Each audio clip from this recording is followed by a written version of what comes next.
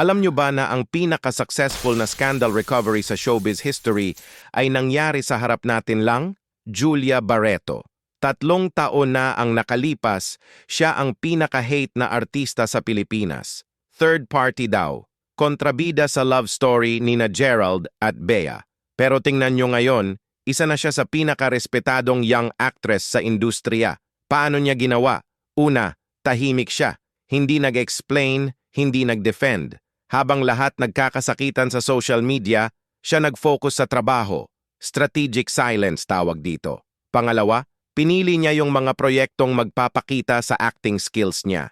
Hindi yung puro commercial lang. Gusto niyang makita ng tao na actress talaga siya, hindi lang pretty face. Pangatlo, ginamit niya yung hate para sa motivation. Yung mga bashers niya noon, naging supporters na ngayon kasi nakita nila yung growth niya. Ang galing, di ba?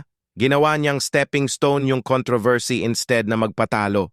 Ngayon engaged na siya kay Gerald at lahat supportive na. That's how you turn your lowest point into your comeback story.